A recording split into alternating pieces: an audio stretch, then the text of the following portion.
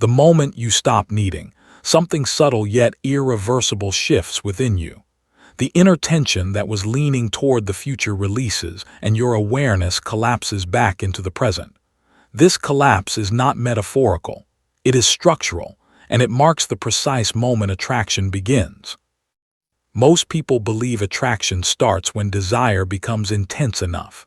In truth, attraction begins when desire no longer destabilizes the system. The quantum field does not respond to wanting.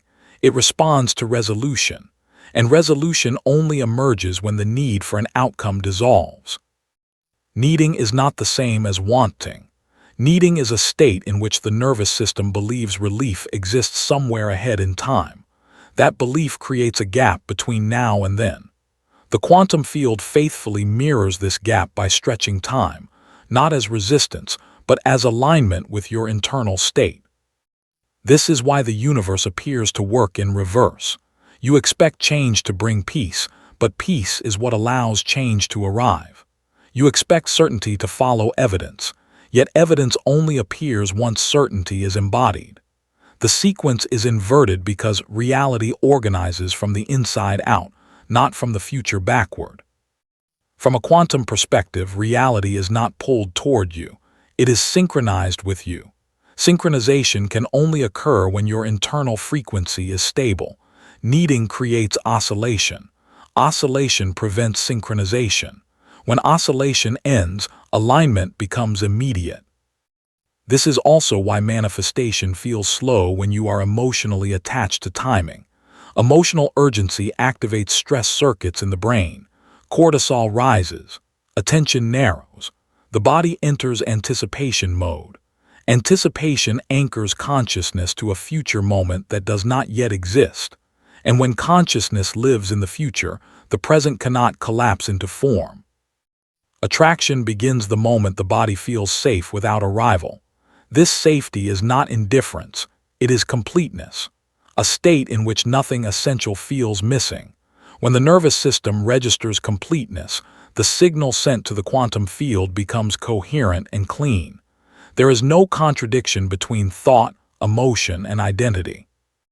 That coherence is what allows reality to respond.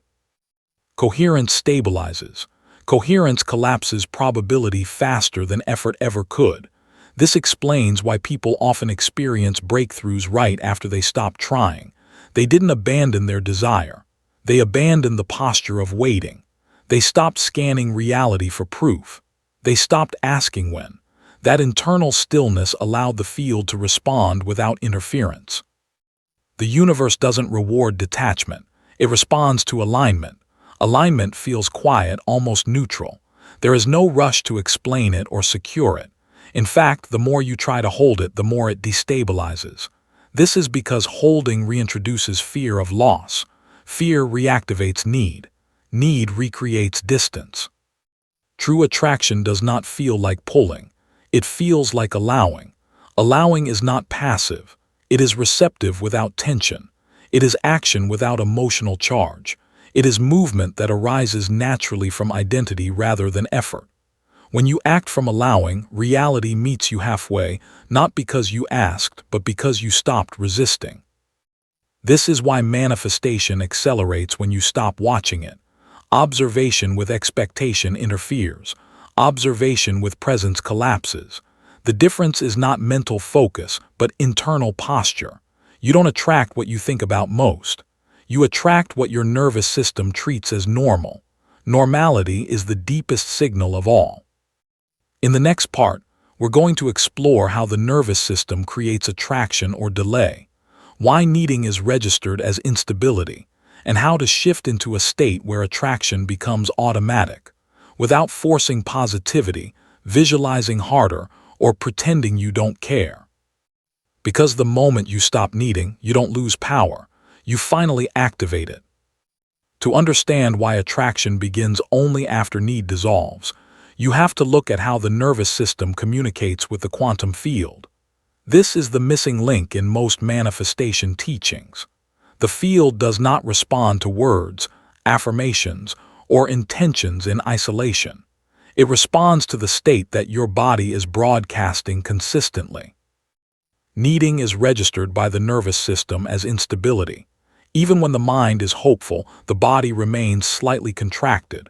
Breathing is shallow. Attention scans the environment. There is an unconscious sense that something essential is missing. That missing signal becomes the dominant frequency. The quantum field mirrors frequency, not desire. When the body is in a state of lack, reality reflects lack through delay, inconsistency, or partial results, not because the universe is withholding, but because coherence has not stabilized. Coherence means the mind, body, and identity are signaling the same message. Need fractures that signal. From a neuroscience perspective, this happens because need keeps the brain in prediction mode. The brain is constantly simulating the future, rehearsing scenarios and checking timelines. Prediction locks awareness into what is not here yet, and what is not here cannot collapse into form. Attraction begins when prediction quiets. When the nervous system exits prediction, it enters regulation. Regulation widens perception.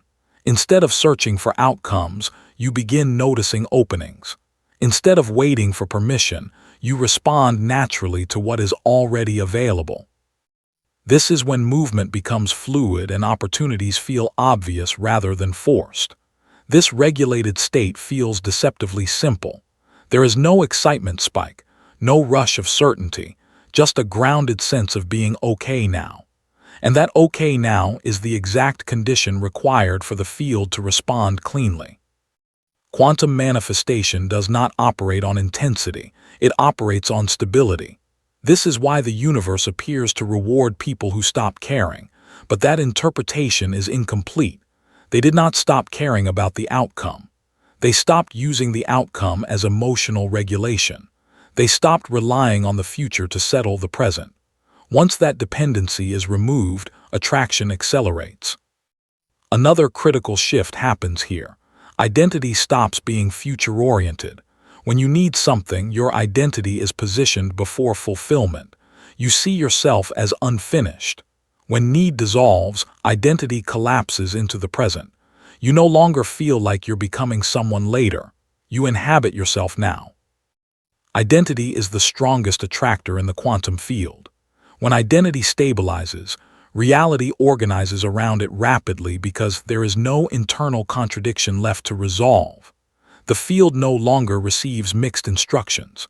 There is no signal saying, "I am whole," competing with another saying, "I need this to be okay." That internal agreement is what allows attraction to feel effortless. This is also why silence becomes natural during this phase. You don't feel the urge to explain what you're doing or announce your intentions. Explanation disperses energy. Silence consolidates it, and consolidated energy moves fast. The universe does not respond to urgency. It responds to containment. Containment means your energy is no longer leaking into worry, anticipation, or monitoring. When energy stays contained, it intensifies without force. And intensity without force is magnetic. In the next part, we'll explore why trying to let go often fails, how the mind turns release into another strategy, and what actually causes the shift from needing to attracting to happen naturally rather than deliberately. Because attraction doesn't begin when you decide to stop needing. It begins when your system finally believes it's safe to stop. At this stage, the biggest misunderstanding people fall into is believing that letting go is an action they must perform. They try to release attachment deliberately, monitor their emotions, correct their thoughts, and suppress desire, all of which keeps the system locked in effort. Letting go, when forced, is just control wearing a softer mask. True release is not something you do. It's something that happens when the nervous system no longer feels threatened by uncertainty. As long as uncertainty feels unsafe, the body will cling to outcomes. It will rehearse, plan, hope, and brace, not because you lack faith, but because the system is trying to protect itself. Attraction cannot begin from protection mode. Protection creates contraction. Contraction blocks coherence. This is why many people say, "I let go, but nothing happened." In reality, the mind let go while the body stayed tense, and the quantum field listens to the body first. From a neuroscience perspective, this is simple. The body is trained through repetition, not intention. If your system has learned that safety comes after achievement, it will continue to seek achievement before relaxing. No affirmation can override that pattern. Only new experiences of safety without achievement can. Those experiences are subtle. They often look like moments where nothing changes externally, yet something softens internally. You stop checking your phone. You stop mentally rehearsing conversations. You stop scanning for signs. These moments are not dramatic, but they are decisive. Each time the body experiences calm without resolution, a new association is formed. Calm no longer equals arrival. Calm becomes available now. And the moment calm is available without conditions, the need signal dissolves. This is when attraction activates. Attraction is not a pull, it's a resonance. When your internal state stabilizes, reality doesn't rush toward you, it synchronizes with you. Synchronization feels effortless because there is no resistance to overcome. Things line up because nothing inside you is pushing them away. This is also why people often miss the exact moment attraction begins. They're not looking for it anymore. They're present, and presence doesn't announce itself. Another shift that happens here is how you relate to desire itself. Desire becomes clean. It no longer feels heavy or urgent. It feels like a preference, not a requirement, and preferences do not distort the signal. When desire is clean, action becomes clean too. You act because it makes sense, not because you're trying to close a gap. Clean action carries no emotional charge, so it doesn't generate friction. And without friction, time collapses. This is where manifestation stops feeling random. Outcomes no longer arrive in chaotic bursts followed by droughts. They arrive with consistency, predictably, quietly. Consistency is a sign that coherence has stabilized. The universe is not responding to your wishes at this point. It is responding to who you are being consistently when nothing is happening. That is the state that defines attraction. In the next part, we'll look at why this state often arrives before people feel ready, why attraction can activate even when confidence is low, and how the universe rearranges circumstances after internal stability appears, not before. Because attraction doesn't wait for certainty. It waits for alignment. One of the most counterintuitive parts of this process is that attraction often activates before confidence appears. This is where people get confused. They expect to feel certain, powerful, or ready before reality responds. But the universe doesn't wait for confidence. It waits for stability. Confidence is a mental state. Stability is a physiological one. You can feel unsure and still be aligned. You can have doubts and still be coherent. What matters is not the absence of questions, but the absence of internal collapse. When uncertainty no longer dysregulates your nervous system, attraction can operate freely. This is why some of the most aligned shifts happen during periods that feel emotionally quiet or even slightly empty. The old urgency is gone, but the new excitement hasn't arrived yet. That in-between space feels strange to the mind, but it's fertile to the field. In that space, identity is no longer anchored to striving, but it hasn't fully attached to outcomes either. It floats. And floating identity doesn't pull reality forward or push it away. It allows rearrangement. Rearrangement is subtle at first. Conversations change tone. Timing shifts without explanation. You find yourself saying yes or no without overthinking. Decisions feel clean. There's less internal debate. That clarity is not intellectual, it's embodied. From a quantum standpoint, this is when probability distribution narrows. Instead of many conflicting futures competing for collapse, one dominant trajectory begins to form. Not because you chose it mentally, but because your internal state stopped contradicting itself. Contradiction creates branching. Consistency creates convergence. This is also why attraction often looks obvious in hindsight. Once coherence stabilizes, reality doesn't need to announce its movements. It simply reorganizes. And because you're no longer watching for signs, you notice results only once you're already inside them. Another important shift here is how you relate to effort. You don't avoid action, but action no longer carries emotional urgency. You don't act to make something happen. You act because the action feels natural from where you are now. Action without urgency doesn't distort time. This is the difference between aligned movement and forced progress. Forced progress tries to outrun the present. Aligned movement emerges from it. One creates friction, the other creates flow. At this stage, people often say life feels like it's meeting them halfway. But what's actually happening is that you're no longer standing in the doorway. You've stepped fully into the room and the door closes behind you. When the door closes, attention stops leaking backward or forward. It stays here. And here is where manifestation operates. This is also where external validation loses importance. You don't need reassurance that you're on the right path. Needing reassurance would reintroduce dependency on the future.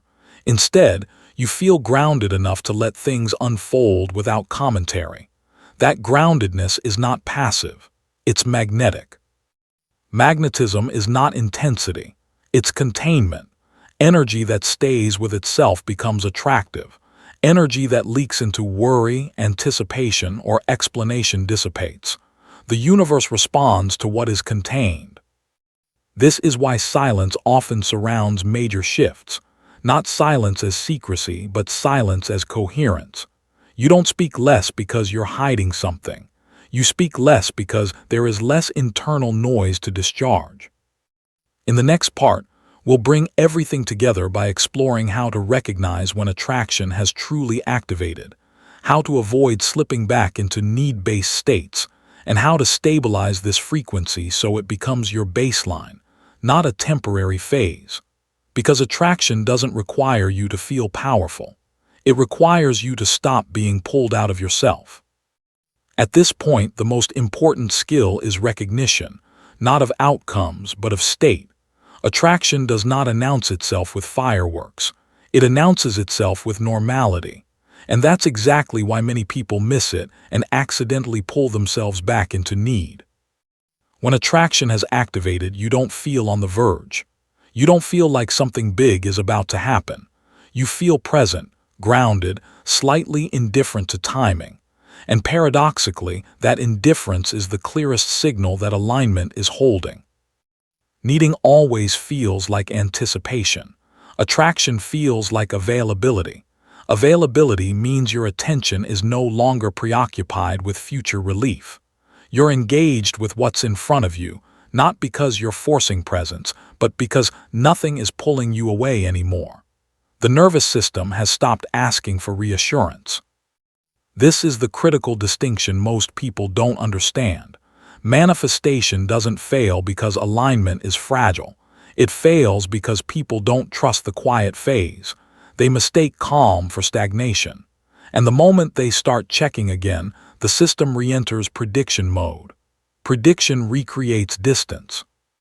This is why patience is often misunderstood. Patience is not waiting calmly. Patience is the absence of waiting altogether. It's living fully without postponement. When you live without postponement, reality doesn't need to postpone you either. Another sign attraction has activated is how you respond to uncertainty. When you are needing, uncertainty triggers anxiety. When attraction is live, uncertainty feels open-ended. You don't rush to close it. You allow it to unfold. Allowance keeps the signal clean. From a quantum perspective, allowance means the observer is no longer interfering with the system. Collapse happens most efficiently when the observer is stable and non-reactive. Reactivity keeps probabilities oscillating. Stability allows one trajectory to solidify. This is also where many people sabotage themselves unintentionally. They start to use the state. They try to leverage alignment to get more faster. That leverage reintroduces control. Control reintroduces tension. Tension reactivates need. The solution is not discipline, it's familiarity. The more familiar this state becomes, the less tempting it is to manipulate it. You don't try to use breathing when breathing feels normal. You don't try to use balance when standing feels natural. In the same way, you stop trying to use attraction when alignment feels ordinary. Ordinariness is stability. This is why people who live in sustained alignment don't talk about manifestation much. They don't need to. It's not a special event. It's the natural byproduct of how they inhabit themselves. At this stage, action flows without emotional charge. You still take steps, but steps are not weighted with expectation. They don't feel like bets. They feel like expressions. Expression doesn't create pressure. Pressure slows things down. This is also when identity fully detaches from outcomes. Success doesn't inflate you. Delays don't deflate you. Both are processed without collapse, and a system that doesn't collapse internally doesn't create external collapse either. Stability breeds continuity. The universe responds best to continuity because continuity allows patterns to complete.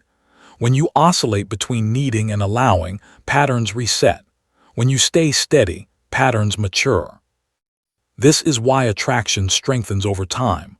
When alignment is maintained, it doesn't spike and disappear. It deepens.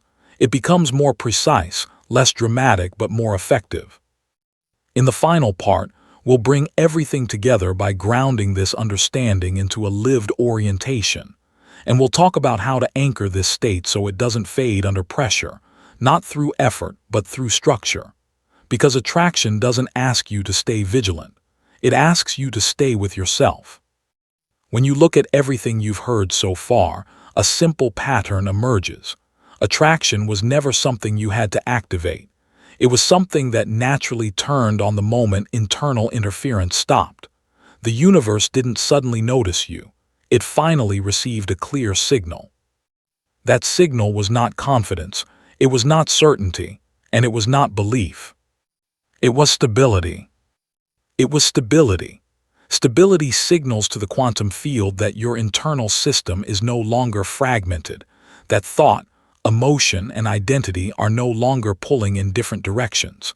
And when that alignment occurs, reality doesn't require motivation. It reorganizes on its own. This is why attraction feels inevitable once it begins. Not dramatic, not explosive, just inevitable. You're no longer trying to make things happen. You're watching them unfold without surprise.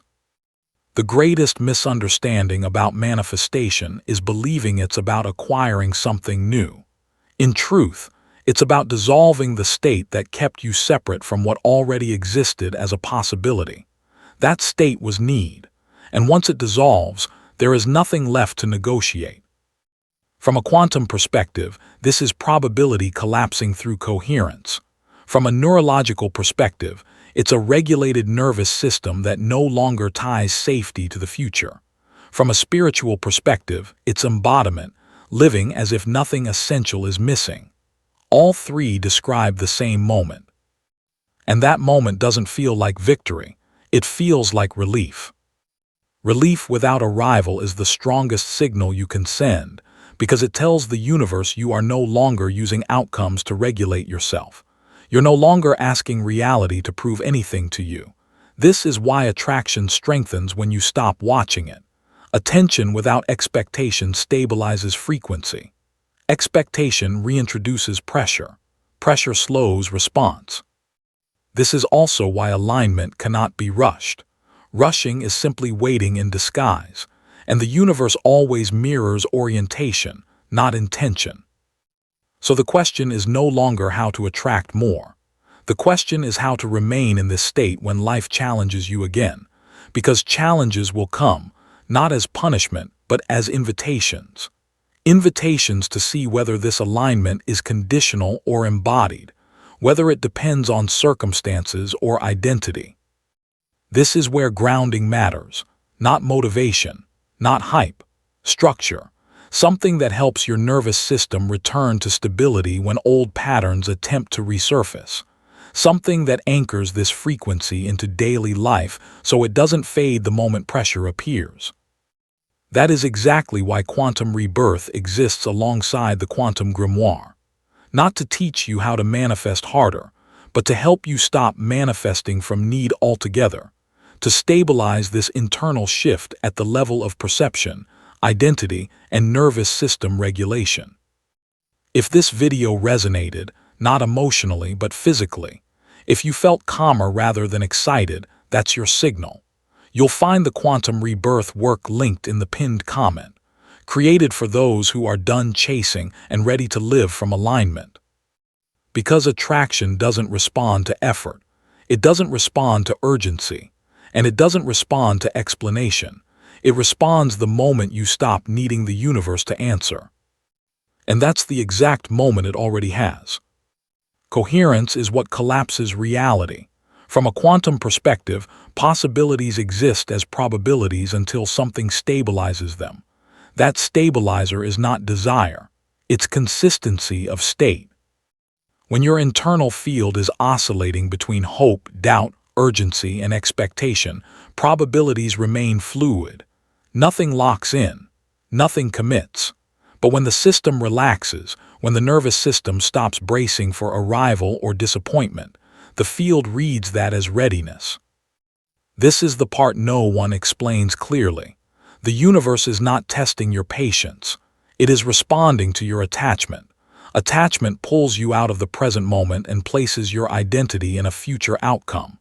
When that happens, the present becomes incomplete, and the field always mirrors the present. It does not chase futures with you. This is why everything feels like it clicks when you least expect it. You weren't less deserving 5 minutes earlier. You were less settled. The moment your internal environment stabilized, the external one reorganized. Backward logic feels wrong to the mind because the mind associates control with safety. Letting go feels risky, but letting go is not passivity. It is the release of interference. It is the decision to stop gripping the steering wheel so tightly that the system can't self-correct.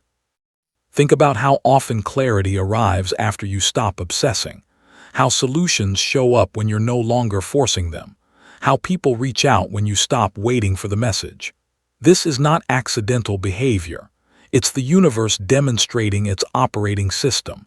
It moves when you stop pulling. This doesn't mean you do nothing. It means action stops being driven by lack. You still move, but without tension. You still choose, but without pressure. And that subtle shift is enough to change how reality relates to you. In the rest of this video, we're going to unfold this backward law layer by layer. How the nervous system plays a role in keeping outcomes away. Why urgency feels productive but actually destabilizes manifestation. And how to stay in this non-needing state without turning it into another technique you try to use. Because once you truly understand that the universe works backwards, you stop chasing answers, and that's when everything starts moving toward you. Once you begin to see that reality responds backwards, a deeper question naturally emerges. If desire and effort aren't the trigger, then what actually is? The answer is uncomfortable at first because it removes control from the mind and places it somewhere else entirely. In the body, in the nervous system, in the state you inhabit before you even think. The universe doesn't read words. It doesn't read intentions. It reads regulation. From a neurological perspective, every time you want something intensely, your body enters a subtle state of vigilance. Even if you call it excitement or motivation, the nervous system doesn't interpret it that way. It interprets it as anticipation. And anticipation is a form of waiting. Waiting communicates that something is not here yet. This is why manifestation often feels like standing at the edge of arrival without ever crossing it. The mind believes it's moving forward, but the body is holding the signal of not yet. And the field reflects the body, not the belief. This is where the backward nature of the universe becomes even clearer. Instead of asking, how do I get this faster? The real question becomes, what state would I be in if this were already resolved? Not emotionally imagined, neurologically embodied, because embodiment collapses timelines faster than thought ever could. When something is resolved internally, the body stops scanning, muscles soften, breath deepens, attention returns to the present. There is no urgency to check whether it's working, and that absence of checking is not indifference, it's completion. Completion is magnetic. From a quantum perspective, unresolved states create noise in the field. They introduce fluctuation. When your internal environment is fluctuating, reality stays fluid. Possibilities remain open, but none collapse fully. When the internal environment stabilizes, probabilities condense. This is why the universe often feels like it's ignoring people who are trying the hardest. It's not ignoring them. It's reading the instability beneath the effort. Effort says, I need to move reality. Stability says, reality can move. Now the backward law reveals this.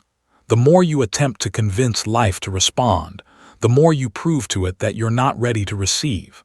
Not because you're undeserving, but because your system is still bracing, still reaching, still oriented toward a future that hasn't landed yet. And the universe never meets you in the future. It meets you exactly where you are. This is why letting go works, not as a spiritual principle, but as a biological one. Letting go tells the nervous system that the outcome is no longer required for safety or wholeness. Once safety is restored internally, the field no longer needs to withhold. The delay dissolves because the signal is no longer fragmented. Most people misunderstand letting go because they think it means stopping desire. It doesn't. Desire remains. What leaves is dependence. What leaves is the emotional bargaining with time. What leaves is the subtle pressure that says, I'll be okay once this happens. And the moment that pressure disappears, the universe shifts gears. Backward logic means this. You don't receive because you want. You receive because wanting is no longer organizing your state. The absence of need is not emptiness. It is fullness that no longer leaks forward. In this state, action changes its quality. You still take steps, but they feel obvious rather than strategic. They don't come with emotional weight. You're not trying to influence outcomes. You're responding to what's already unfolding, and response is faster than pursuit. This is where many people get confused. They think they must stay passive to stay aligned. But alignment isn't passivity. It's non-interference. It's allowing the system to complete what it's already set in motion. The universe works backwards because completion precedes arrival. In the next part, we'll explore how people unintentionally break this state just as things begin to move, why the impulse to check, secure, or lock it in pulls them back into need, and how to stay positioned in this receptive posture even as momentum builds. Because understanding the backward law is one thing, living inside it is where everything actually changes. The most critical moment in this entire process is not when nothing is happening. It's when something starts to happen. This is where the backward nature of the universe becomes almost cruel in its precision, because the very instinct that helped you survive in the past is the same one that now pulls you out of alignment. When reality begins to respond, it does so subtly at first, not with fireworks but with signals. A message that feels slightly off timing, a delay that suddenly feels purposeful, a conversation that shifts direction without effort, a door that cracks open just enough for you to notice it, but not enough to confirm anything. And this is where the old reflex kicks in. The mind wants certainty. It wants confirmation. It wants to secure what feels close. That urge doesn't feel like need. It feels like intelligence, like being proactive, like doing the right thing. But energetically, it's the return of interference. The universe works backwards, and this is the proof. The moment you try to lock something in, you imply it could be taken away. The moment you rush clarity, you imply instability. The moment you lean forward emotionally, the signal shifts from coherence back into anticipation. Anticipation is subtle, but it's loud to the field. From a nervous system perspective, anticipation reactivates vigilance. Muscles tighten. Attention moves ahead of the present moment. The body prepares for outcome instead of remaining grounded in now, and the field mirrors that shift immediately. This is why things sometimes stall right when they felt closest, not because you did something wrong externally, but because internally the system changed its posture. You moved from available back into waiting. Waiting is not neutral. Waiting assumes absence. The universe doesn't punish this.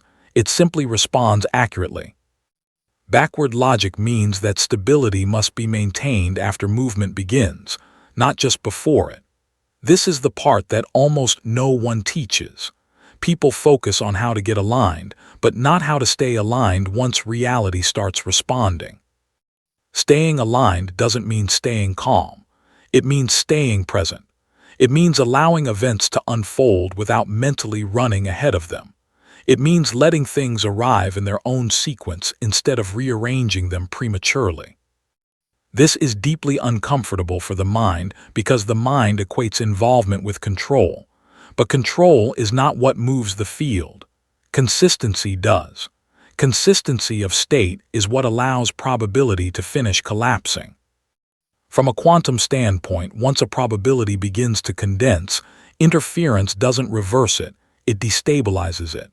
The outcome doesn't disappear, but it stretches out. It re-enters fluctuation. The timeline elongates not as punishment, but as a recalibration. This is why patience alone is not enough. You can be patient while still interfering. You can wait while still leaning. The field responds not to how long you wait, but to how clean the signal remains while you wait. Clean means non-attached, not disengaged. You still care. You're just not orbiting the outcome anymore. Your identity is no longer parked in the future. It has returned to the present where the universe actually operates. This is also where trust is often misunderstood. Trust is not believing something will work out. Trust is allowing things to work out without supervising them. Supervision is another form of control. When you truly understand that the universe works backwards, you stop monitoring progress. You stop asking whether you're still aligned. You stop checking your internal state every 5 minutes. Those behaviors recreate lack because they imply something could slip away. Instead, you let the body settle into normalcy. You live. You engage. You focus on what's real in front of you. And paradoxically, this is when reality accelerates the most because nothing is pulling against it anymore. In the next part, we'll bring this into a very practical place. How to recognize the internal state of non-needing without turning it into another goal, and how to anchor this backward operating system so it doesn't collapse under daily life. Because the universe working backwards is not something you do, it's something you stop interrupting. There comes a point where understanding that the universe works backwards is no longer enough. You can intellectually grasp the concept, agree with it, even feel moments of alignment, and still unconsciously sabotage the state that allows reality to respond.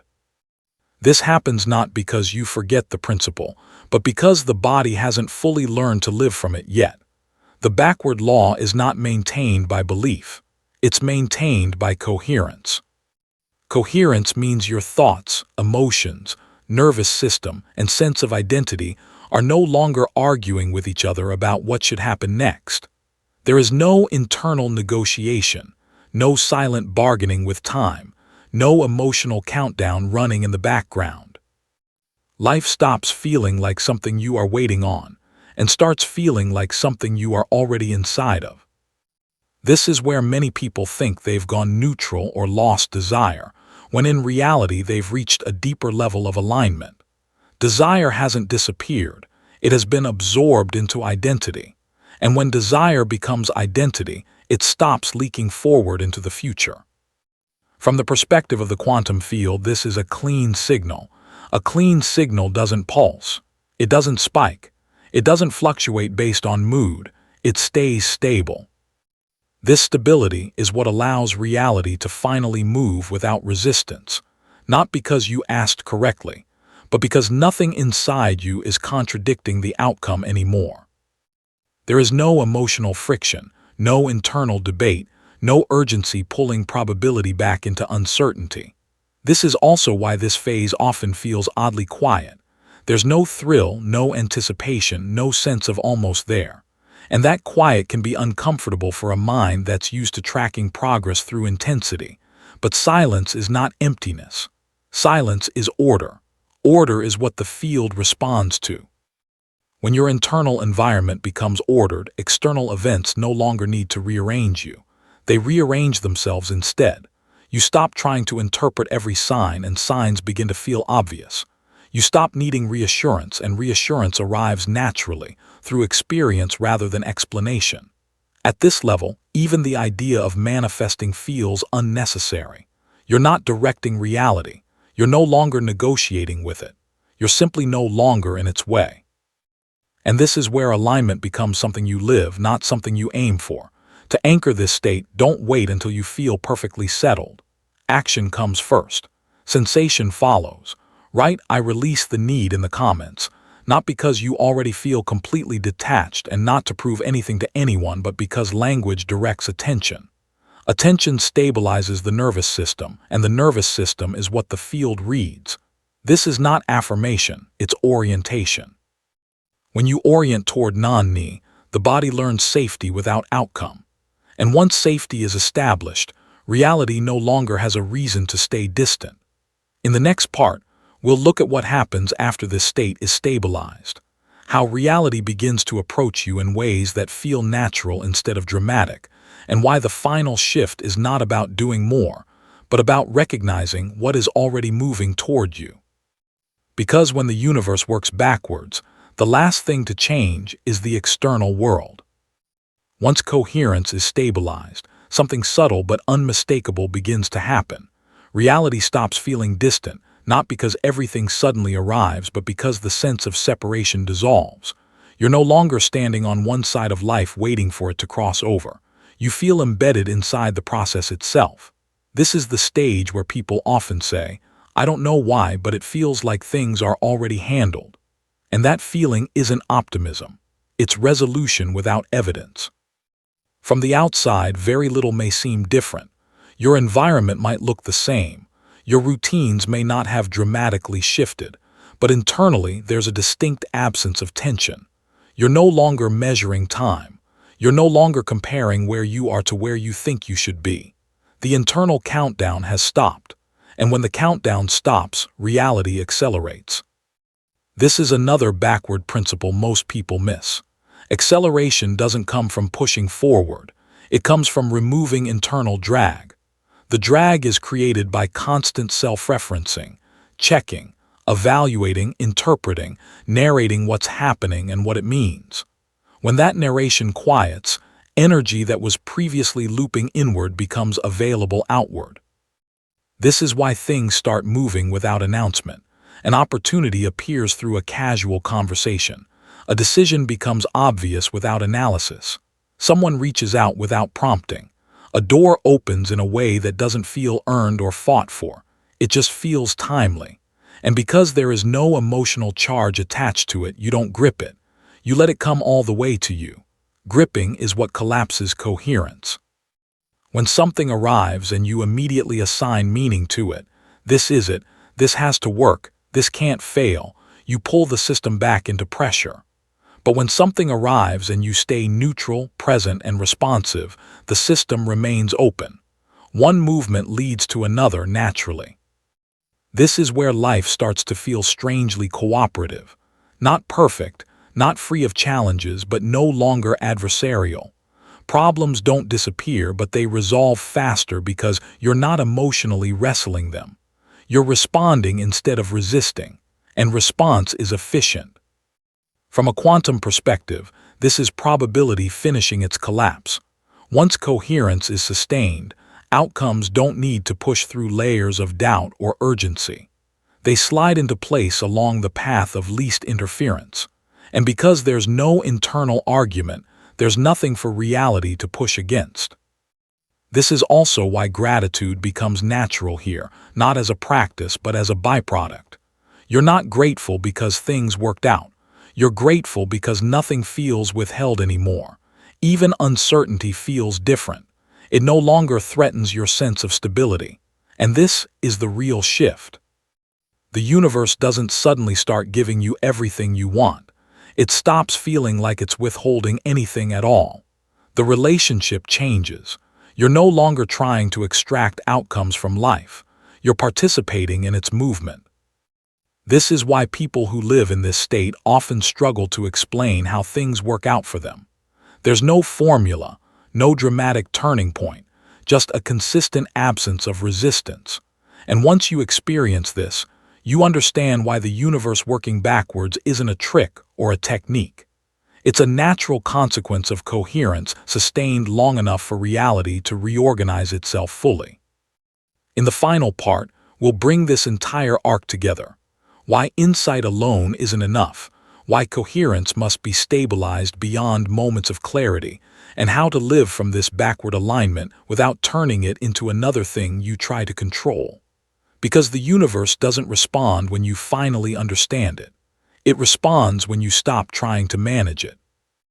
Understanding that the universe works backwards is not meant to turn into a philosophy you repeat to yourself. It's meant to become the posture you live from.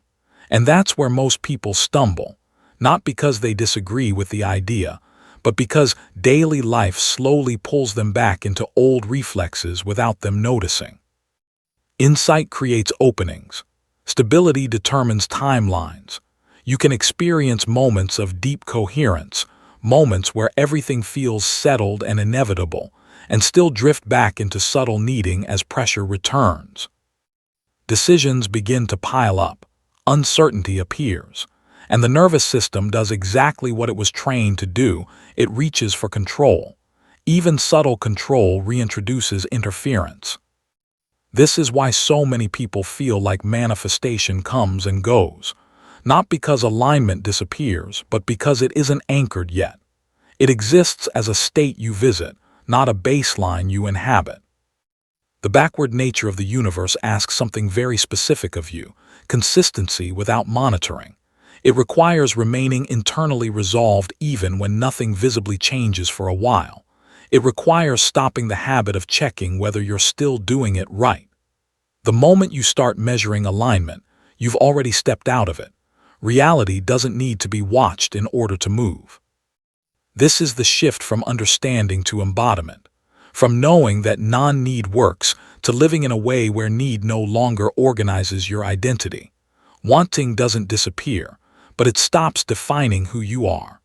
Outcomes are welcome, but they are no longer required for you to feel complete. And this is where the universe truly begins to cooperate. Not because you mastered a law, but because you stopped fighting its structure. Life becomes quieter here, not smaller, just quieter. Less dramatic, less emotionally charged, and far more responsive. Things arrive without announcement. Solutions appear without struggle. The sense of trying to get somewhere dissolves, replaced by a steady movement that doesn't require your supervision. This is the state that needs to be protected, not through effort, but through remembrance. This is exactly why quantum rebirth, together with the quantum grimoire, was created. Not to teach new ideas, but to stabilize this posture of non-need so it survives real life. So coherence doesn't collapse the moment pressure appears. So backward alignment becomes how you operate, not something you occasionally access. If this video felt like it put words to something you already sensed, you'll find the work linked in the pinned comment. There's no rush, no urgency. You already understand what urgency does to the signal. Let this land slowly. The universe works backwards because completion always comes before arrival. And once you stop trying to reach the future finally has space to reach you. Stay where you are. Nothing is missing,